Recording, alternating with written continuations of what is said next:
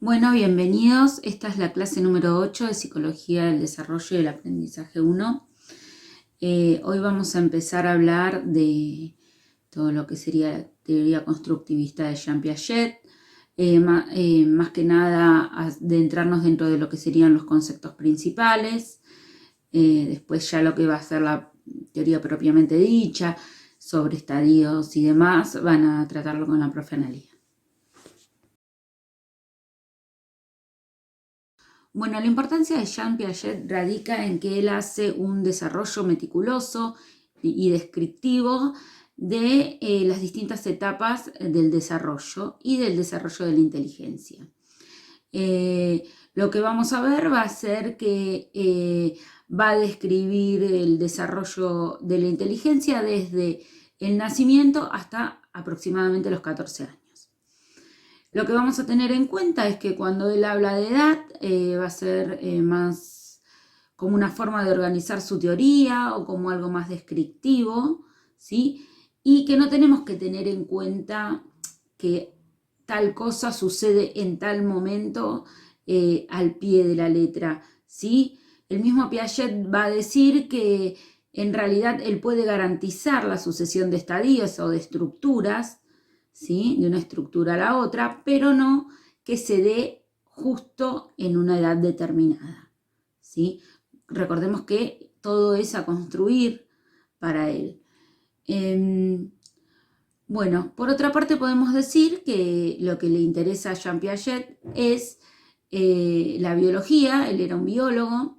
A la edad de los 15 años presentó un trabajo sobre los moluscos, donde él va a contar o se va a dar cuenta o va a descubrir que los moluscos hacen una adaptación para poder agarrarse de las piedras, ¿sí? Y poder alimentarse.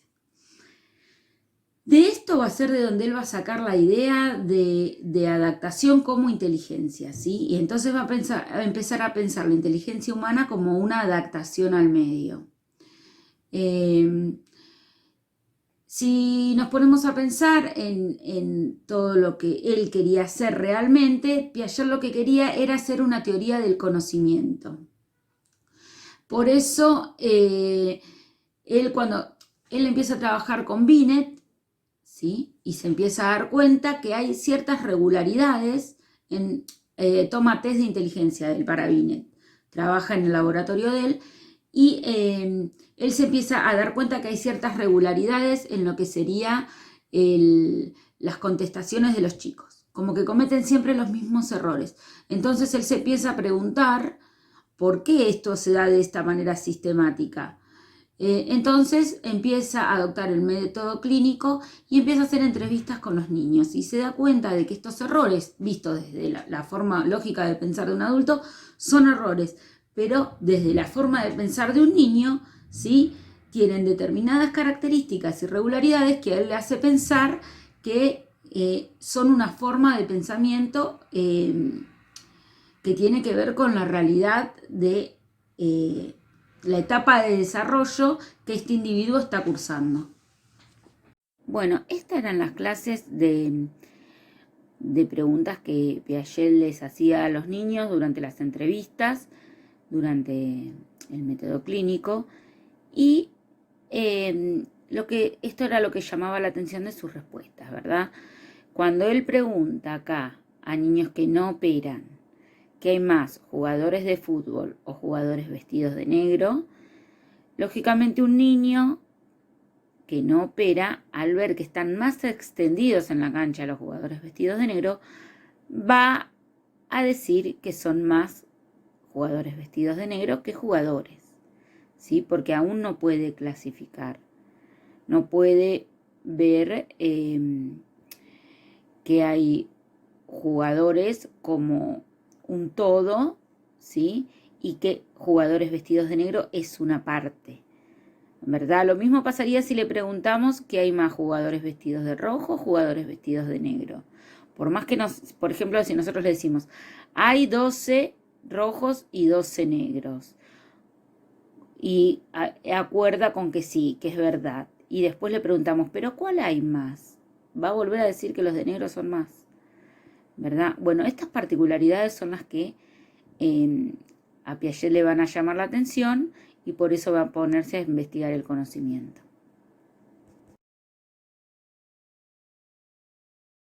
Bueno, la teoría de Piaget va a tener dos grandes objetivos. El primero va a ser explicar la formación del conocimiento, ¿sí? Recordemos que para él es constructivista y para él el conocimiento se construye. Bueno, para esto, como dijimos, va a empezar desde el nacimiento y lo que va a decir va a ser que el conocimiento tiene una base biológica. Entonces, en este momento nos va a hablar de, como base biológica, los reflejos innatos que tiene el ser humano cuando nace, el reflejo de succión, de prensión, que van a ir evolucionando, ¿sí? Hasta formar esquemas de acción, que luego van a formar estructuras, y así se va a dar la formación del conocimiento. Por otro lado, el segundo objetivo va a ser encontrar un método, ¿sí? Por lo que se va a valer del método histórico-crítico y del método genético.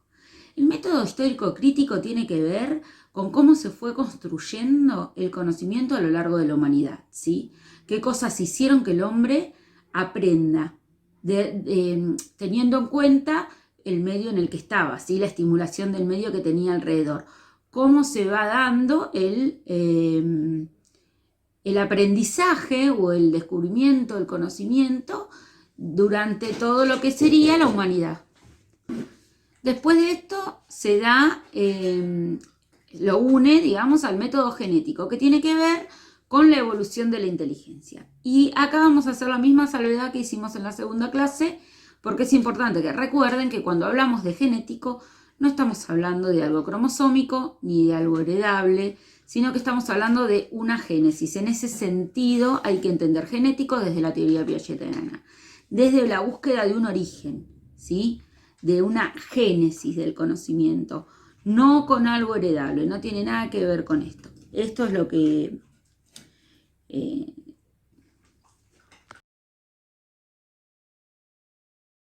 Bueno, en el texto Introducción a la Inteligencia, él nos va a hacer un recorrido teórico de cómo fue que las ciencias se separan de la filosofía. Recordemos que la filosofía es la madre de todas las ciencias.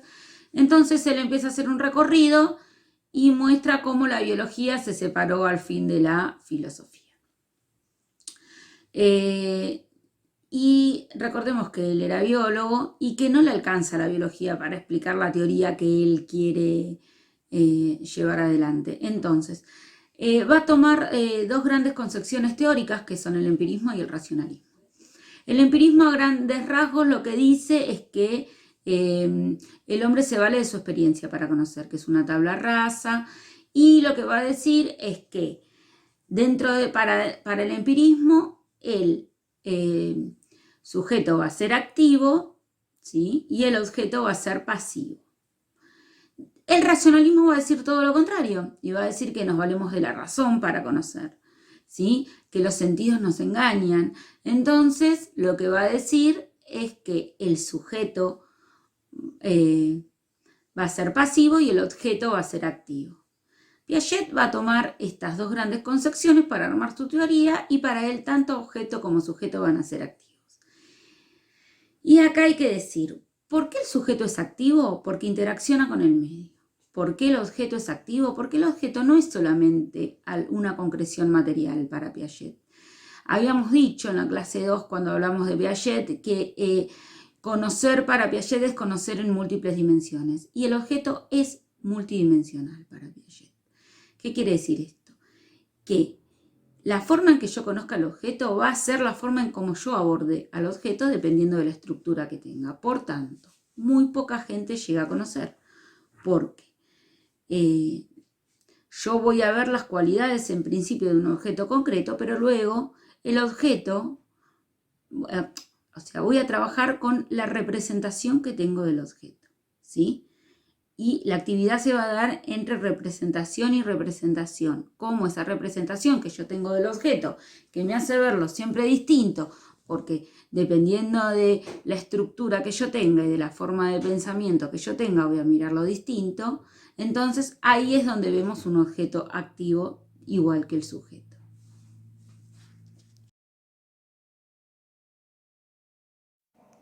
Lo que entendemos por el método clínico crítico va a tener que ver o va a estar muy ligado con lo que es la epistemología genética, ¿sí? Y es un método que Piaget saca de la psiquiatría, que viene de la psiquiatría, y él lo va a ir amoldando, digamos, lo va a adaptar a lo que él quiere hacer de la teoría, ¿sí? Es una entrevista donde el entrevistador requiere 2 años de entrenamiento para manejar la situación que se da con el niño, y es crítico porque a lo que enfoca es a dilucidar o a ver qué pasa con las creencias infantiles. Como vemos en la foto, aquí se hace una pregunta sobre quién es Dios, pero son muy ricos los relatos que hablan eh, que preguntan sobre qué es el cielo, qué es el día y la noche. La verdad es que no los puse porque no conseguí una viñeta. Bueno, el método estructural lo que quiere hacer es un análisis estructural, ¿sí? Busca determinar las estructuras subyacentes, las que no podemos ver, ¿sí? Mediante las respuestas de los niños, ¿sí? Que son leídas como un modo que tiene el niño de interpretar el mundo que lo rodea. En el momento preciso, lo que intenta precisar es, en un momento preciso de su desarrollo, se le hacen estas preguntas para ver qué clase de estructura tiene, ¿sí? Es una forma de explorar el conocimiento lógico-matemático. ¿Ven? Como vemos, pasa como en el ejemplo de los jugadores, se le pregunta qué árbol es más viejo y él va a decir que el más grande porque es el más alto. Y bueno, estas son formas que los niños tienen de interpretar el mundo. El método psicogenético tiene que ver con la reconstrucción del proceso de formación de estructuras, ¿sí? De conocimiento. Cómo el sujeto va elaborando ciertas normas que le permiten comprender la realidad. Es una forma de construir el conocimiento científico. Esta clase, el método psicogenético, son las preguntas científicas que se hace Piaget para armar su teoría, ¿sí? Y de alguna manera contiene los otros 2 métodos porque es como más global, más científico. Tiene que ver más con la parte epistemológica, si se quiere, de la teoría de Piaget, ¿sí? Las preguntas que se hacen son más epistemológicas, ¿sí? Tienen que ver con las leyes científicas, con cómo se van dando determinadas cosas, ¿sí? Indaga más bien en los mecanismos que conducen a las transformaciones. Para la epistemología genética va a haber 4 características principales, va a tener. La primera es que es realista. ¿Esto qué quiere decir? Que la realidad existe previamente a que el sujeto la conozca. La segunda es que es constructivista. Como dijimos, el conocimiento se construye, que va a tener una base biológica, que van a ser a partir de los reflejos que se van complejizando. Pero todo lo que conocemos lo conocemos porque tenemos estructuras lógico-matemáticas. ¿Y qué quiere decir tener una estructura lógico-matemática? Quiere decir que tenemos una estructura capaz de organizar todo aquello que conocemos de determinada manera. Por ejemplo, si yo quiero decir que tengo un cuadrado negro, para poder decir que yo tengo un cuadrado negro, primero tengo que tener una estructura lógico-matemática que clasifique todos los colores, ¿sí? Y que me muestre que un color tiene cualidades distintas a las de los otros colores, que son diferentes. Entonces voy a tener clasificados todos los colores, ¿sí? Los voy a poder comparar. Voy a poder comparar el negro con otros colores, ¿sí? De esta forma se va a organizar, vamos a tener, digamos, guardada nuestra información sobre lo que conocemos, ¿sí? Esto es tener una estructura lógico-matemática, poder comparar, clasificar, seriar, ¿sí? Es una forma de guardar, digamos, el conocimiento, ¿sí? Una forma de comparar las distintas situaciones para yo saber que tengo un cuadrado y que es negro, ¿sí? La otra es que es genética, que ya explicamos porque es genética. Y la última es que es interaccionista. Y esto tiene que ver con que hay un sujeto y un objeto que están en interacción constante y por eso se le llama interaccionista, porque el objeto hace interacción con el medio y con el objeto.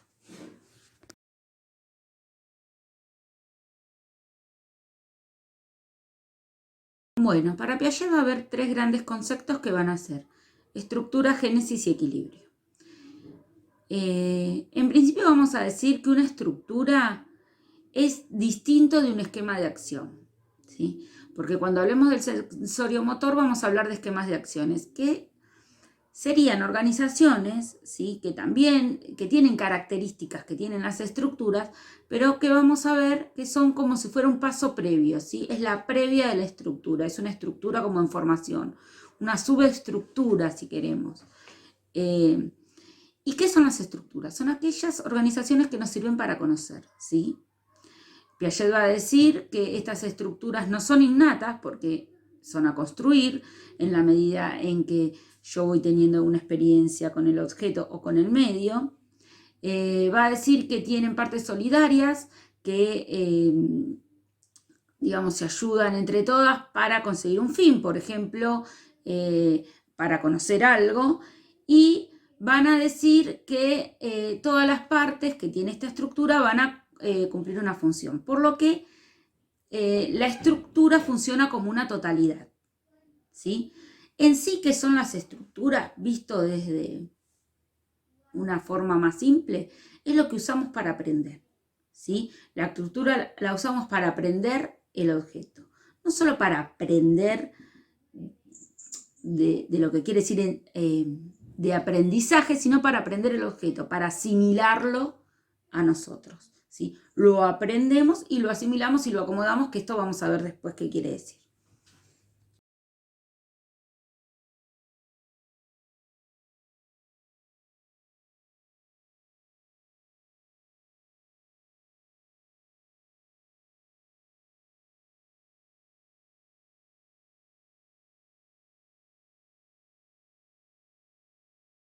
Bueno, ¿cuál es el orden en que se van sucediendo, el orden de sucesión de las estructuras?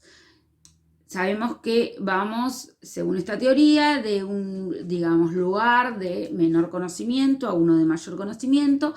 En tanto, las estructuras se van a ir complejizando. Vamos a partir de una subestructura, que es el esquema de acción, que va a ser de la etapa sensorio-motora, y a partir de ahí se van a ir complejizando ciertos mecanismos, vamos a llegar a tener una estructura y de ahí vamos a ir viendo el desarrollo estructural que se va a ir dando a lo largo del desarrollo. ¿Cuál es la forma en la que evolucionan las estructuras? Evolucionan porque tienen un ritmo, porque tienen una regularidad, o sea, que existe una regulación, y porque existe la reversibilidad, ¿sí? Que cuando la estructura llega a la reversibilidad es porque ha conseguido, digamos, el equilibrio. ¿Qué quiere decir el ritmo? El ritmo tiene que ver con todo un bagaje biológico, ¿sí? Con los reflejos que tenemos de forma innata, ¿sí? Para dar un ejemplo de esto vamos a tomar el sensorio motor, que es el primero. La estructura empezaría desde aquí, o sea, se empezaría a formar con esto, ¿sí? El reflejo de succión que tiene el recién nacido cuando nace. Lo que va a hacer el recién nacido va a ser dos movimientos que se van a complementar, que es con el reflejo de succión va a ser agarrar y soltar el pecho de la madre. Esto durante el primer mes de vida lo vamos a llamar ritmo, ¿sí? Porque va a tener una regularidad, va a haber dos elementos, como habíamos dicho cuando hablábamos de estructura, que en sí mismos van a ayudar a llegar a un fin, ¿sí? Entonces se va a ir formando la estructura a partir de este ritmo. ¿Qué va a pasar? Cuando el nene vaya creciendo, la madre le va a ofrecer otras cosas, ¿sí? Como un chupete o una tetina de una mamadera, ¿sí? Entonces, a partir del segundo mes, por el tanteo, porque él va a ir probando estos distintos elementos, vamos a hablar de que se va a producir una regulación en esto del succión. Y ya no lo va a hacer como un reflejo, sino que lo va a hacer como algo más, podemos decir pensado todavía, pero lo va a hacer como algo más que tiene que ver con esto del tanteo, ¿no? De la regulación. Luego de esto se va a dar lo que se llama la reversibilidad. Que cuando hablemos del sensorio motor vamos a hablar de reversibilidad en acción. ¿Qué quiere decir? Que una acción determinada puede ser anulada por otra contraria, ¿sí? Yo estoy en A, voy a C y de C vuelvo a A. Y parece que de A C no fui nunca. ¿Por qué? Porque esta acción contraria borra la primera acción, ¿sí? Es como si nosotros viéramos un niño que tira un autito, ¿sí? Y el autito choca contra la pared. Entonces vamos a ver que el niño corre, da vuelta al autito y lo tira para el otro lado. Eso es una acción reversible, ¿sí? Una acción que borra la otra. Porque nosotros cuando vemos la acción no vemos la primera acción, o sea, la primera acción queda anulada.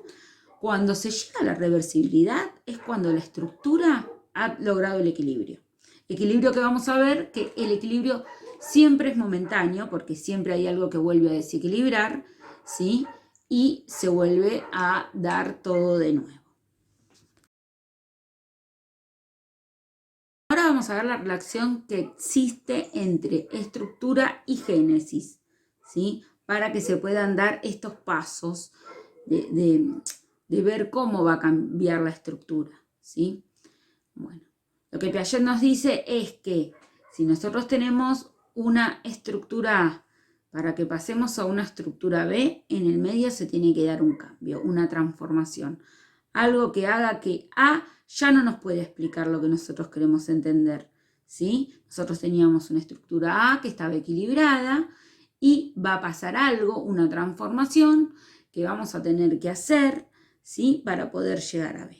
Esa estructura, esa transformación es la génesis, ¿sí? Por ejemplo, vamos a pensar en un nene que sabe sumar, ¿sí? Que tiene la noción de número y sabe sumar. Y para él 1 más 1 es 2. Y ahora llega un día a la escuela y le enseñan la multiplicación, ¿sí? Y la multiplicación son muchas sumas, pero va a llegar un momento en que le van a dar un número que él no lo va a poder sumar, lo va a tener que multiplicar, ¿sí? Va a tener que aprender la lógica de la multiplicación. Esto desequilibra, digamos, la estructura de la suma. Entonces, se va a producir un cambio, una génesis, donde él, a eso que sabía, va a tener que modificarlo y va a lograr la estructura de la multiplicación, vamos a decir. Entonces, eso es la relación que hay entre génesis y estructura, ¿sí? Va a haber una estructura, va a haber un desequilibrio, se va a dar la génesis y vamos a volver otra vez a un nuevo equilibrio que, como dijimos, va a ser un equilibrio momentáneo hasta que otra cosa vuelva a desestabilizar la estructura y se vuelva a producir una génesis, ¿sí? El día que le enseñen raíz cuadrada. Otra vez sobre la de la multiplicación se va a producir una génesis, un desequilibrio, ¿sí? Y se va a producir la génesis de esta estructura donde vamos a pasar a algo más complejo, una forma más compleja de pensamiento.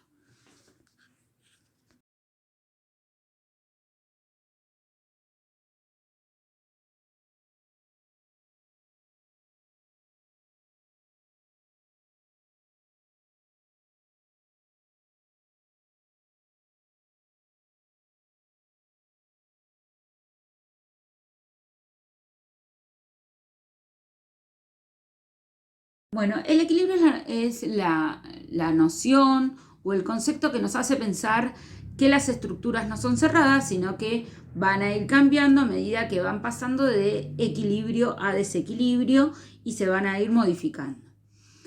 Tiene tres características que son la estabilidad, la compensación y la actividad. La actividad tiene que ver con esto de que cambia el equilibrio cada vez que hay un nuevo desequilibrio, ¿sí? Es activo.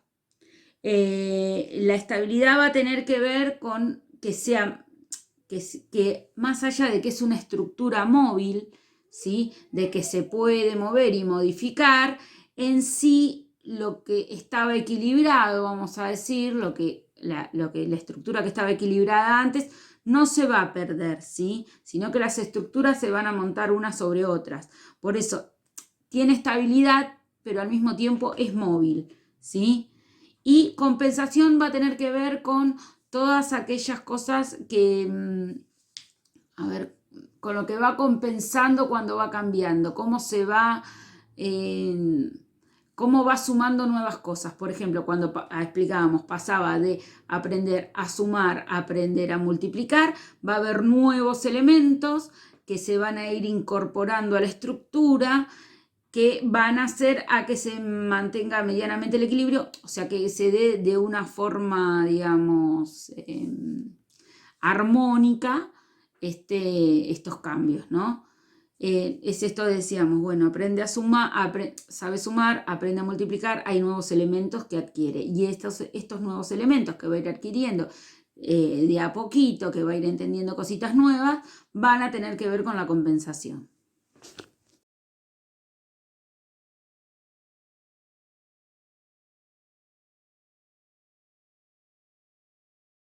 Bueno, para cerrar la actividad o las actividades que tenemos de cierre son dos.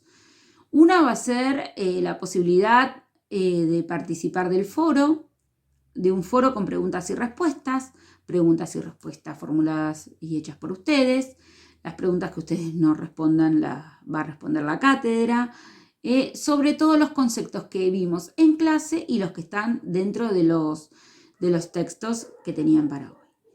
Y la segunda actividad va a ser hacer un cuadro, una red conceptual con todos los conceptos que fuimos viendo hoy, porque eso les va a servir para abordar la clase de la profe Ana, tener a mano la red conceptual, porque van a volver constantemente a conceptos trabajados hoy.